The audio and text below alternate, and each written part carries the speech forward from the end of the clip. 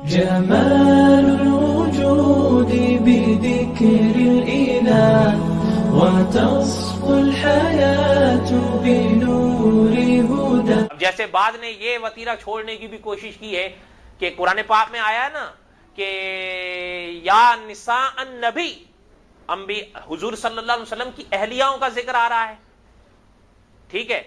اچھا، اور آگے کیا آتا ہے؟ یا ایھا النبی قل لازواجک وبناتک، اپنی بیویوں اور بیٹیوں سے کہہ دو پردہ کیا کرو. اچھا، ایک کو شوق چڑھا، وہ کہتا ہے یہ صرف حضور کے گھر کے لیے تھا. آپ مانو گے نہیں، اس کو شوق تھا وہ صرف حضور کے گھر کے لیے تھا. آپ بتاؤ، نہیں، ہر عورت کے لیے ہے کہ وہ کیا کرے؟ پردہ کرے. اور اگلی بات بھی آپ حیران ہوں گے کبھی آپ حدیث پڑھیں، جو لوگ یہ کہتے ہیں کہ جی دل صاف ہونا چاہیے. جیسے حضرت شیخ مکی صاحب فرما رہے تھے کہ ایک دفعہ ایک سفر پیش آیا ریل کا، تو ریل کے اندر ایک جگہ بھئی جہاں بیٹھے تو سامنے ایک صحابہ آ کر بیٹھ گئے، اور ان کے ساتھ کچھ خواتین بھی تھیں، اور ماشاءاللہ جو ہے وہ خواتین کا جو لباس بھی تھا وہ بڑا کبھی یہاں ایک تو بالکل ہی.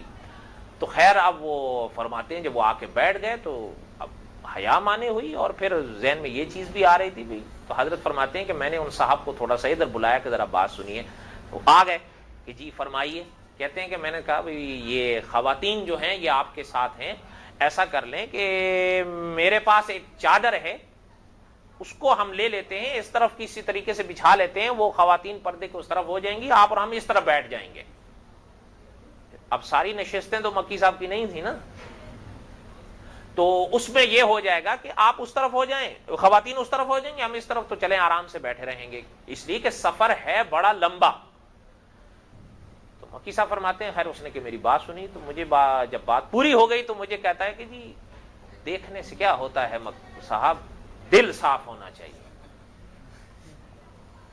اب ایسے کو کیا کہیں گے؟ پاکستان میں ایک جگہ سفر کر رہے تھے تو ایک آدمی آیا، کوئی گولیاں بیچ رہا تھا تھیلا اٹھا کے کہ شیر دل گولی لے لو، پہلوان بن جاؤ، پتہ نہیں کیا کیا. کہتے ہیں میں نے خود اس کو دیکھا تو خود اتنا سا ہو.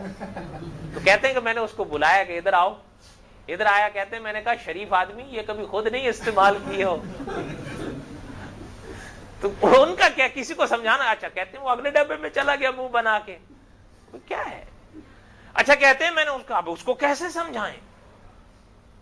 خیر مکی صاحب نے تو اس کو بہرحال سمجھا دیا، لیکن کہنے کا مقصد یہ ہے، اور پھر وہ مان بھی گیا، وہ لمبا قصہ ہے میں چھوڑتا ہوں اس کو. کہنے کا مقصد یہ ہے کہ حضور صلی اللہ علیہ وسلم کی تعلیمات تو دیکھیں کہ حضور کے ایک صحابی سامنے آ گئے، علماء فرماتے ہیں کہ وہ آنکھوں سے معذور تھے، آنکھوں سے. حضور صلی اللہ علیہ وسلم نے اپنی ازواج کو فرمایا پردہ کرو. تو ذہن میں ایک سوال پیدا ہو جاتا ہے نا کہ وہ تو دیکھ ہی نہیں سکتا. تو ازواج مطہرات نے بھی فرمایا کہ حضور تو معذور ہے، وہ تو دیکھ ہی نہیں سکتے، اندھا ہے. تو حضور نے فرمایا کہ آپ بھی اندھی ہو. یہ آپ پڑھ لیں، حدیث شریف میں ہے. ایک صاحب لکھ کر کہتے ہیں کہ جی حدیث کے حوالے نہیں ہوتے، علماء کے حوالے کیوں ہوتے ہیں؟ چلو یار اسی پر آ جاؤ، علماء کے حوالے چھوڑ دیا کرو، جو حدیث کے حوالے ہوا وہ لے لیا کرو. کچھ لو تو صحیح. یہاں بات سمجھ میں آئی ہے. اس لیے جہاں حکم پیغمبر کے نام سے بھی دیا جائے، ازواج کے نام سے بھی دیا جائے، انبیاء کی ازواج سے، تو بھی یہ چیز یاد رکھیا کریے گا کہ جہاں وہ حکم ان کے ذریعے سے آ رہا ہے تو ہم تک آ رہا ہے، وہ ہمارے لیے بھی ہے. ٹھیک ہے.